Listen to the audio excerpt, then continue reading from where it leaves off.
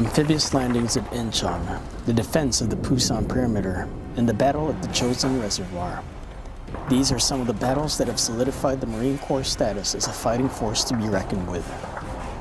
As Army General Douglas S. MacArthur said, as he observed the amphibious assault from the sea at Incheon, Korea, September 15, 1950, the Navy and Marines have never shone more brightly than this morning. Camp Pendelton and its Marines would yet again shine brightly in the Korean War, despite the biting winter cold, fatigue and hunger, and a relentless enemy.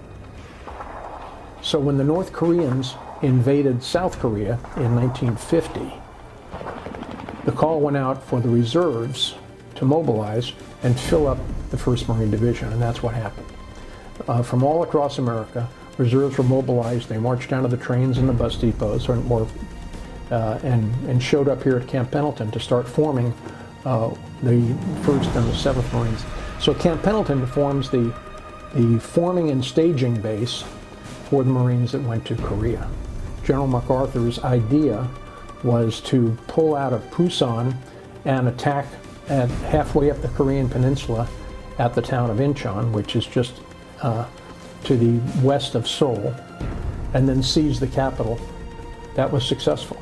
So successful that Seoul was liberated within about 2 weeks. What happened next is they turned north to chase the North Koreans back into North Korea. They went all the way to the Chinese border. The Chinese entered the war, and from there we enter the next phase, which is the famous Chosin campaign. Chosin campaign finds the 8th Army and the 1st Marine Division at the Chosin Reservoir. The Chinese attack very, very unexpectedly, large numbers of divisions, and the Army falls back and retreats. The Marines hunker down, fight off the Chinese, and then do a fighting retreat all the way back to Wonsan with much incredible heroism in the minus 40-degree weather. They come out with all of their equipment, their dead, the wounded. And along the way, they eliminate, I think the number is 10 Chinese divisions that never fight again in the Korean War, and marching into Marine Corps history. Despite deteriorating logistics, communications, and command and control, the Chosin Reservoir Marines managed to pull through. In the end, Marines fight because they've got Marines on their left and right that they trust with their lives. They have faith in their leaders, from the leaders to the lance corporals, understand what it is they're doing and why they're doing it. So when things start to come unhinged, the lance corporal, the corporal, can understand what they're supposed to do and use their own initiative to get the job done. All that comes down to trust in each other, good training, good equipment, and having a sense of you've been given the responsibility for the future of the Corps. You can't let them down.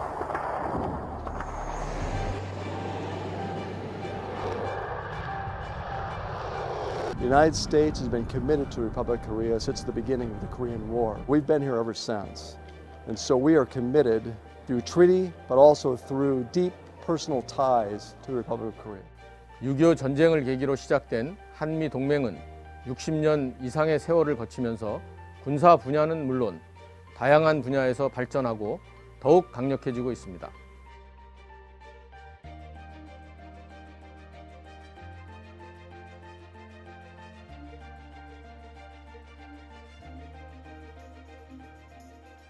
Yeah, so we start with the forces that are located on the Korean Peninsula. It is Osan Air Base. I'm stationed at Republic of Korea Air Force Operations Command. 예, 저는 오산기지 작전사령부 작전처 작전과에서 근무하고 있습니다. I'm stationed at Osan Air Base. But we're prepared to bring in other forces from around the Pacific and from the United States. 180th Airlift Squadron, St. Joseph, Missouri. I'm stationed at Hickam Air Force Base in Hawaii. Springfield, Illinois. I'm out of Buckley Air Force Base in Colorado. 644 Combat Communications Squadron at Anderson Air Force Base, Guam. Home station currently is Hickam in Hawaii. Key Resolve is an annual training exercise with the United States and Korea to test the operational, the tactical, and even strategic decisions that need to be made to defend the Republic of Korea. My job is essentially to provide threat assessments, to provide sustained flow for the different functions that we do, from airlift, air drop, aeromedical evacuation. Defensive counter aircraft to protect friendly spaces, as well as coordinating with anti-missile systems, surface-to-air missiles that are on our side. Provide weather for individual taskings that come down related to just singular conditions within the exercise. 근본 17 KR 연습관, 저희 역할은 CA 스텝, CA3 일원으로 원활한 공구사 전력 창출을 위해 각 기능별 현황을 파악하고 제한사항 발생 시 협조 및 조정하는 역할을 수행하고 있습니다.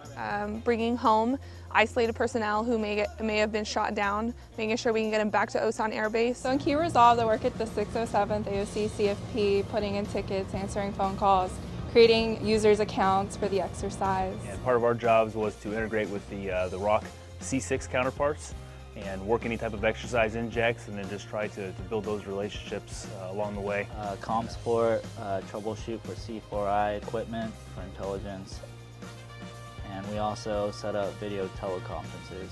Translators like me work as a bridge between ROK officers and U.S. officers, obviously because they have a language barrier. 특히 연습 담당자들을 포함한 한미 장병들이 최선의 노력을 다해서 연습을 기획하고 준비했으며, 그 결과 그 어느 때보다 연습이 실전적으로 진행되었고 한미 공군의 연합 전투 능력을 한 단계 끌어올리는 계기가 되었습니다. So the air component is responsible for any of the operations in airspace and cyberspace. And the other components are responsible for operations in their domain, be it on the land or in the sea. And so we coordinate with them every day by having liaison officers that work in all the different command centers.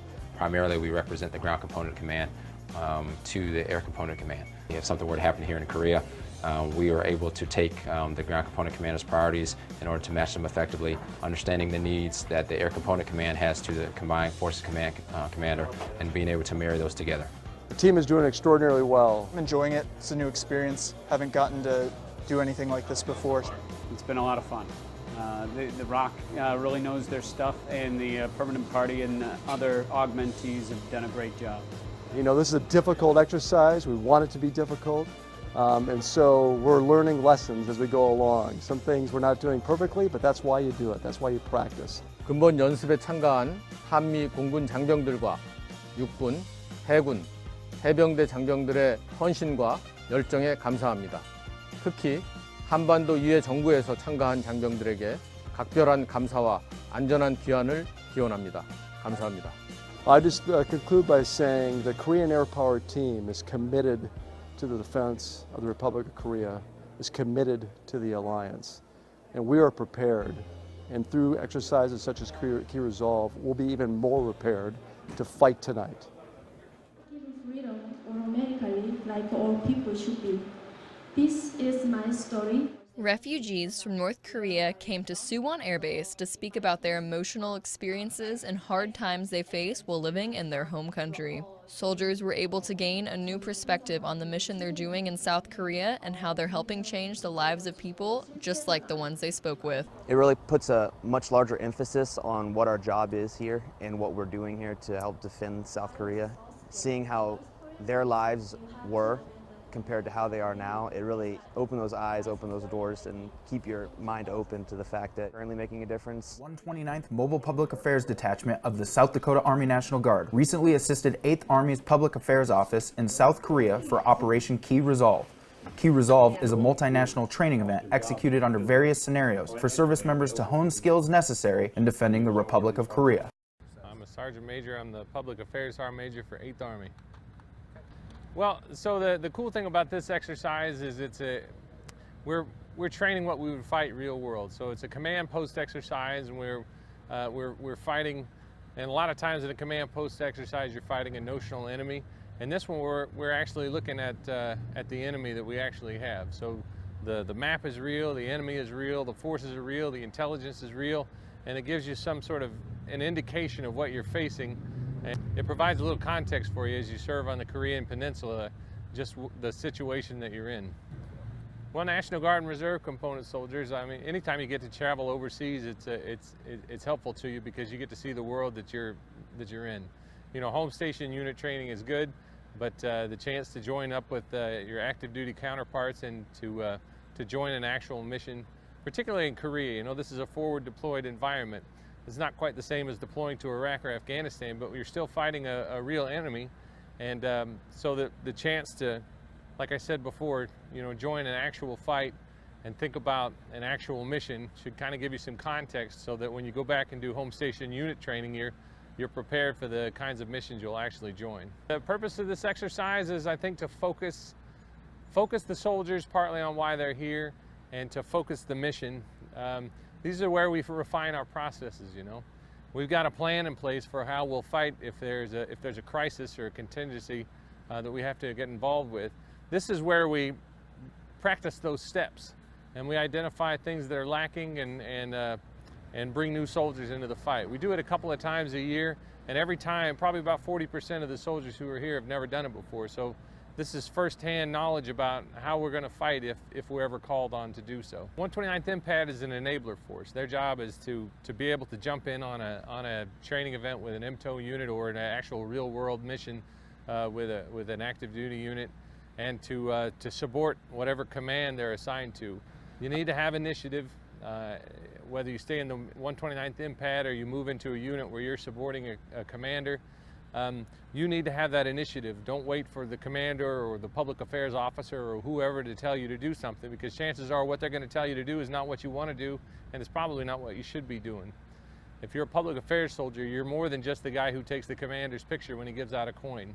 You have to have the initiative to see what's in the information environment and to figure out how your command should respond to that by looking at the commander's priorities and discerning that and articulating that to the American people.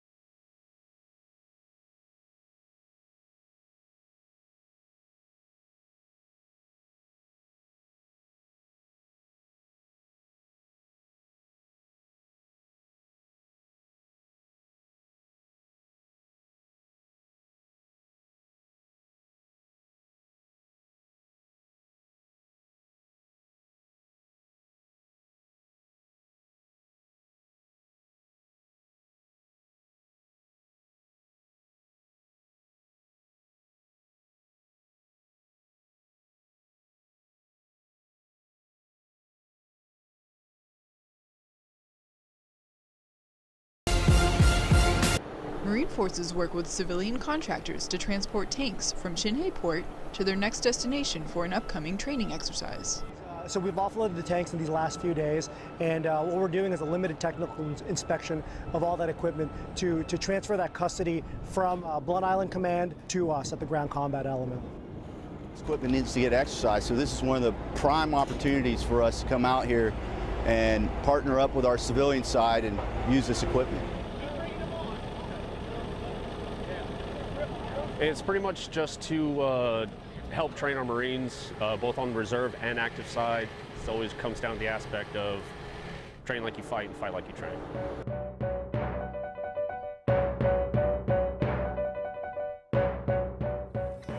MCV-5 is out here working with the ROK Navy. In the morning, we're gonna have a separate team. We're gonna make a two team. One team gonna do the training in the morning. ROKCBs, they have a great attitude. They have a good work ethic. They're skilled. They're a growing young force, but they're always willing to learn. They're very intuitive. They're very, you know, they question. They want to know. They ask every detail. They're very interested. They're very focused. Very motivated.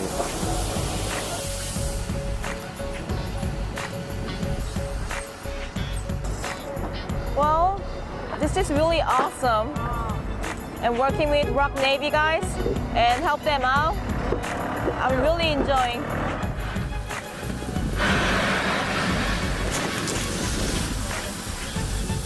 feel kind of weird because I'm from Korea and now I'm on, U.S. Navy side.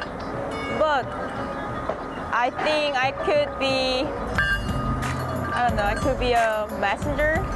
Yeah, between U.S. Navy and ROK Navy.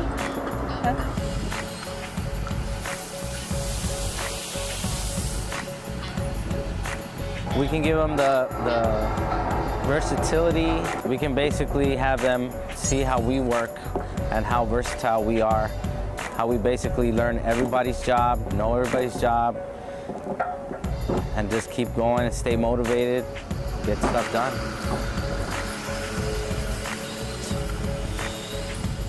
They were surprised. They're a little shocked. I think they're feeling that we're pretty squared away.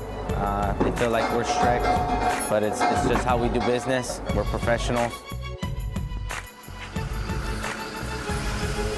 It's just the camaraderie we're building with each other. I mean, the small jokes here and there, but working together, communicating, getting the job done. Sitting on top of the finished product and just being proud of what they've accomplished together.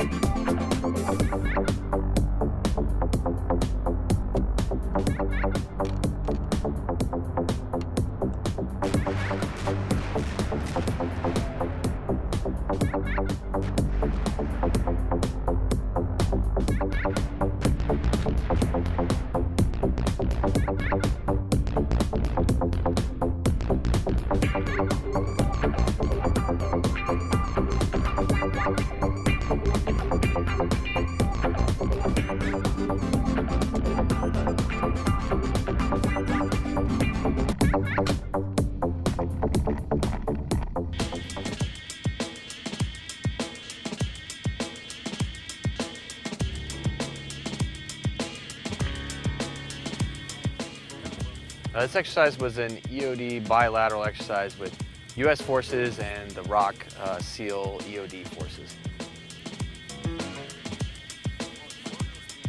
The purpose of the exercise was to work together to do mine countermeasures, underwater mine countermeasures, pretty much from finding a mine all the way to the very end of disposing of the mine.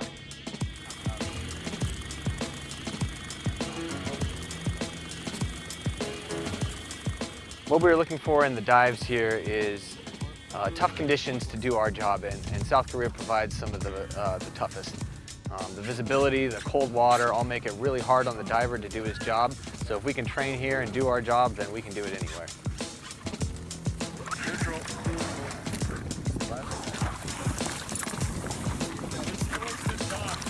Towards the dock over there, right behind you. Republic of Korea, UDT and SEALs are very professional, they're very good at their job.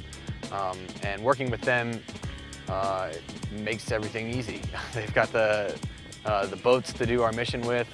They provided us transportation, they provided us food, they provided us a means to get back and forth from the job site. So they made it very easy to do our job, and once we got there, we just had to do our job as divers. Well, I think it was a successful exercise in that we worked with ROK to get there, and we worked with ROK to accomplish the mission while we're at the site.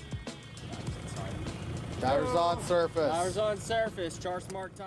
In the beginning, we started building the 5-bay just to build the unit cohesion, having 3 different units out there. From there, we did end of bridge drills, and from there, we went to the 22-bay without skipping a beat.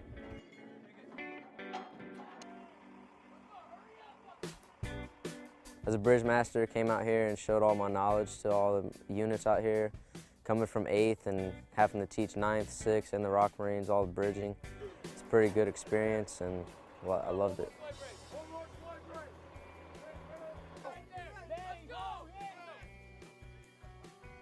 Integration training with the ROKs and CBs is great. Working with other units, being able to coincide with them and not missing a beat, acting like you've been working with them ever since you got in.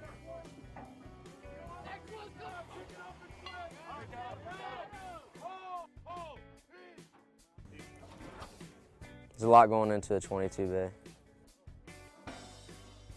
Left and right side crew leaders, well, their main reason is to make sure that the crew's going right side, left side. You're gonna have your bays that go on. You're gonna have your pins and clips that go on. And then also you have your center crew that will work with the sway braces, all your nose pieces, everything like that.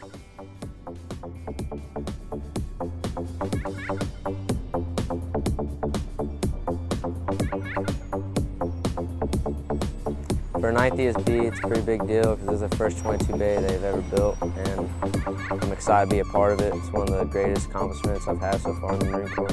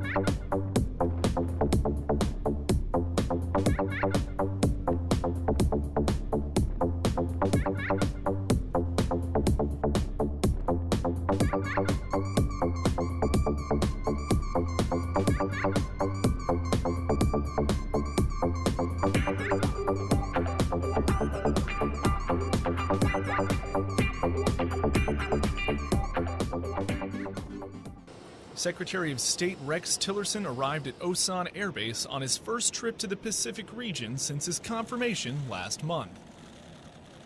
This is the second leg of the Secretary's trip to Asia. On his first stop in Tokyo, he met with Shinzo Abe, the Prime Minister of Japan.